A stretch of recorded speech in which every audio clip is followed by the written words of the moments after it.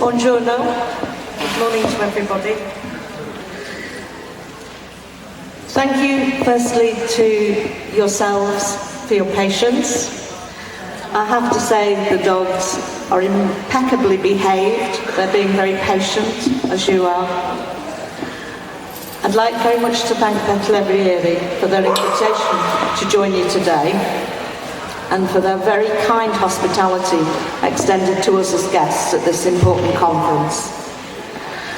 I'm a campaigner in the United Kingdom with Greyt Exploitations, the founder of which has just spoken, Trudy Baker, and we're committed clearly to the fight for freedom for greyhounds, from the enslavement, and I use that word with particular choice, enslavement of the racing industry. An industry that costs their health, their well-being, and very often, early, their lives. I'm also a supporter of a number of galgo and greyhound rescues across Europe, where the use and disposal of hounds after racing and hunting is rife in the most dire ways. There is so much suffering evident in these rescues, but also so much love, compassion, care and patience to help the dogs to rehabilitate and go on to be rehomed. So what brought hounds into my life? Well, you're sat waiting, many of you, to adopt your new family member. Many of you have your adopted family members with you today. So I thought I'd just say a little bit about what brought me to sighthounds. So I've adopted animals all my life, all sizes, behaviours, breeds, all sorts of dogs. And about 6 years ago, a little whippet came into our lives. We went to a rescue, we'd lost a family member, and we told them what we did, and who we were and where we lived, and we said, do you have a dog that needs us? And out came this little whippet. And he was about 10, 11 months old. He was very, very thin, with great big eyes, great big ears, and a big long thin tail. And he'd been dumped in the snow in some mountains locally to where we live. So after a lifetime of having terriers and collies and cross-breed dogs, this little whippet was a bit of a surprise, because in some ways he just needed exactly what every dog needs when they're rehomed. Care, patience, stability and a routine. But he was also a bit different. The way he moved was different. So, for instance, my collie was very confused about the way he'd moved from chair to bed to sofa without even touching the floor. So it was a very interesting experience for us all, and I'm sure you've all experienced that for yourselves. So this little lad, in need of love, in need of care, we called him Walter, which is quite an old-fashioned name in the UK, but it just seemed to suit him. He had a very Walter face, to be honest.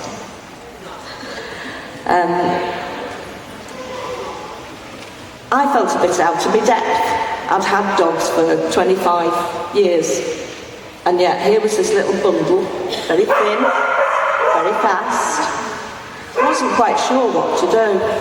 Wasn't quite sure about wearing coats, what sort of food would help him be a healthy weight.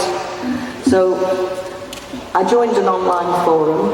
It was run by a lady called Wendy Hassel, another dedicated person who sadly is now deceased, but who spent many, many years helping sighthounds. And so my lifetime love of sighthounds began at that point. I'd not realised till then that sighthounds were used for racing, were used for hunting, and that it wasn't just going for a run round the track, and it wasn't just go and catch a rabbit. There was incredible suffering and industrialisation to the dogs' lives, and also the volumes of these dogs as well.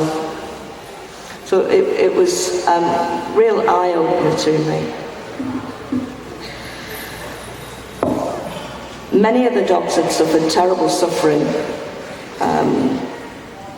on the people on the forum that I met. Their natural skills, their natural prowess had just led to them being used and abused. Some of the dogs you have in your care now will have had that history. But you will know that with love, patience, kindness, care, and helping each other, those dogs are just such wonderful dogs. Such affection, such kindness, such fun.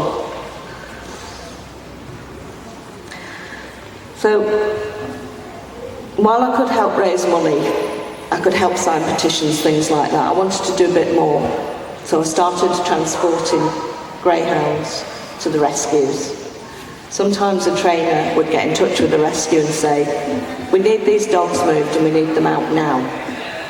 No patience, we need them out now.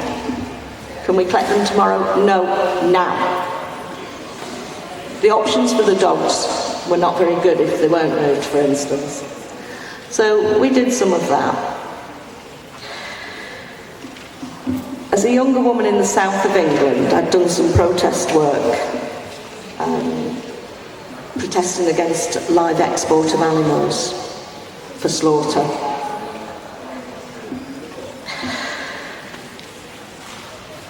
I started to realise at the time that greyhounds were being sent to China from Australia to race.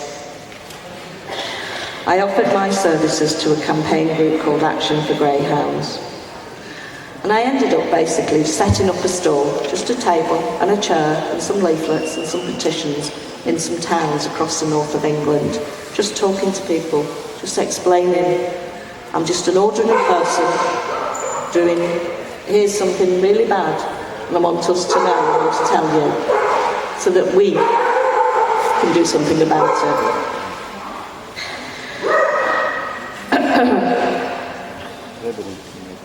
I used to take Walter with me to that. I'd talk to people about the greyhounds' plight. I'd ask them to sign the petitions. And at the time there was talk of greyhounds going over from Ireland to Macau and China. I began to look at the source of the suffering. I was out of my depth. This was a complex industry. On the surface it looks very straightforward.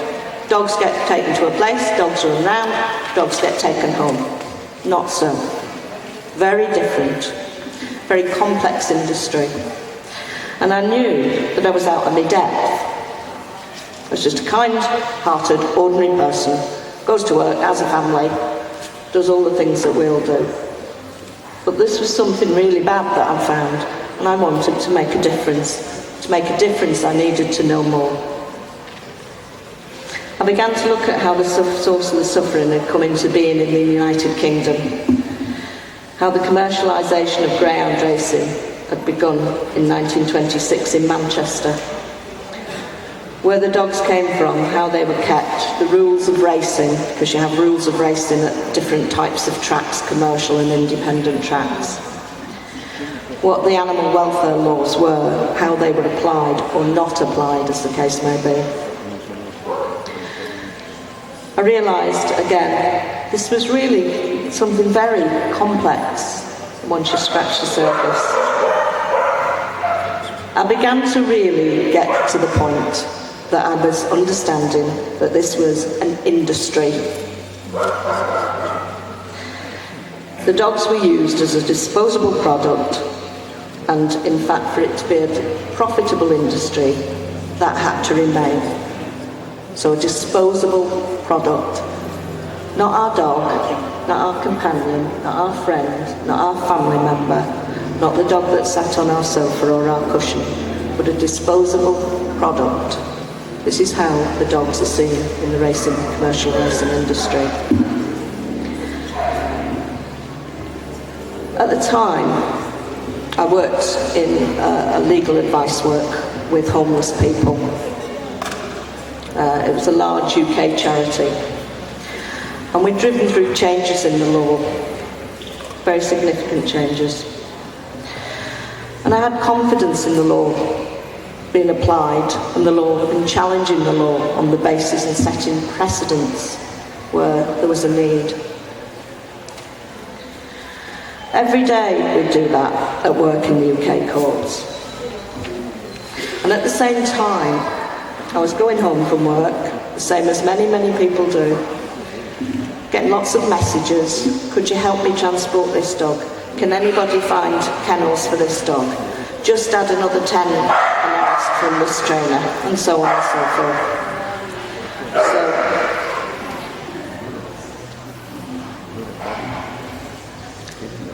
Could you help me? Excuse me.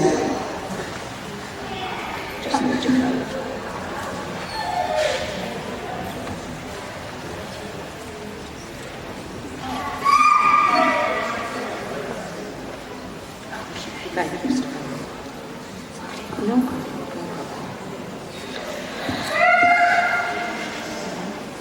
So no matter how much time I spent, or my colleagues, or my friends spent looking for homes, arranging transport, trying to find the money to get a dog treated, trying to get from A to B after a 12-hour day's work, I realised, I can remember the moment, I was sat there and I'd been in work all day, working with homeless people. I'd spent 6 or 7 hours that night trying to find rehoming opportunities for a dog or fostering for a couple of dogs. And it was about 2 o'clock in the morning, and I remember thinking, great, done it, woohoo. And then I looked in my inbox. There was lots and lots of messages. Could you please help this dog? Could you find a place? Can you share this? Could you ask your cut? So many dogs spewed out by the racing industry. Our dogs, these dogs, spewed out by an industry that wouldn't take responsibility for them. So, on a more positive note, I have great respect for our rescuers, many of whom are here today. I have great respect for anyone who refuses to look away from a pair of eyes in need. It's very easy to say dogs, not the reality of a dog in front of you, a live dog who needs your help and needs your support. I knew I had to help the rescues, but I also had to do something about changing the law. And I've been asked to speak today on what particular aspect of work I do for Greyt Exploitations. So I represent Greyt Exploitations at what's called the All-Party Group for Animal Welfare in London. Now, I know it's coming up to a very exciting time for you all, so I don't want to sit here and tell you the ins and outs of the details, but if you wish to, obviously the speech is available so that you can refer to more notes. So I'll just tell you a general outline of the work we do. So, the main point of my presence at this all-party group for animal welfare is it's an opportunity to speak the truth to people in power. I don't underestimate that opportunity. They have tried to not have us speak the truth at such an opportunity.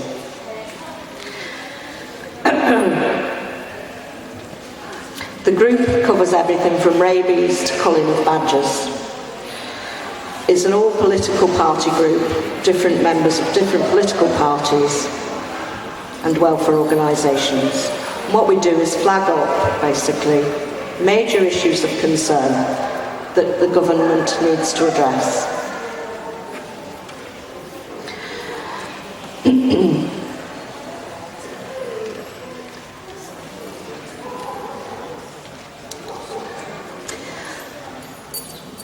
The group is an all-political party.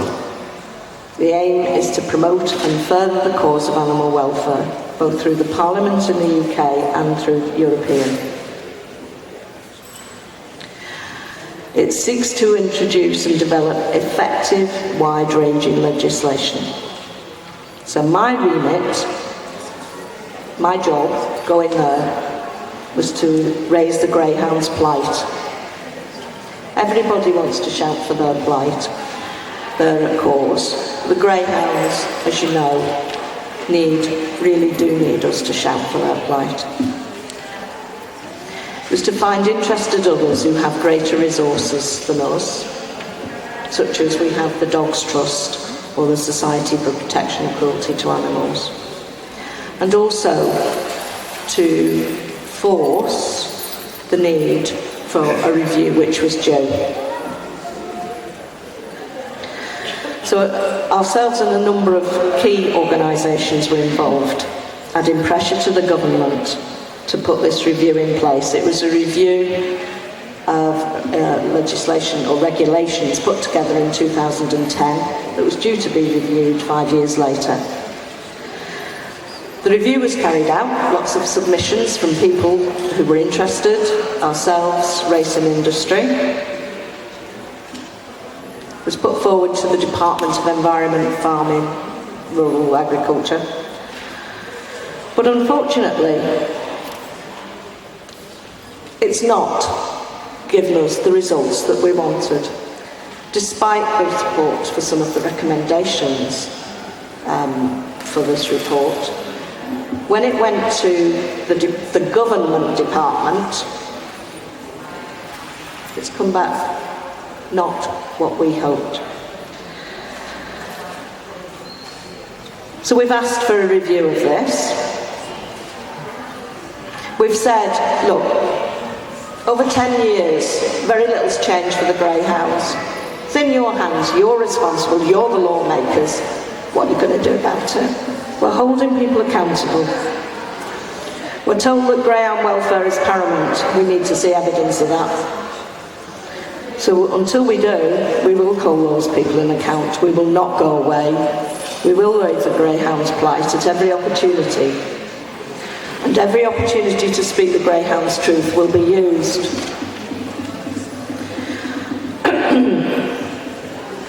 Now we do this is just one small part of what we do in Greyt Exploitations. It's one part of a strategy to raise awareness of the Greyhounds' plight. Sometimes that's through supporting local people, where there's a planning application for housing perhaps, and a track may we can get rid of a track. So we help people put that information together, apply pressure to local politicians and so on.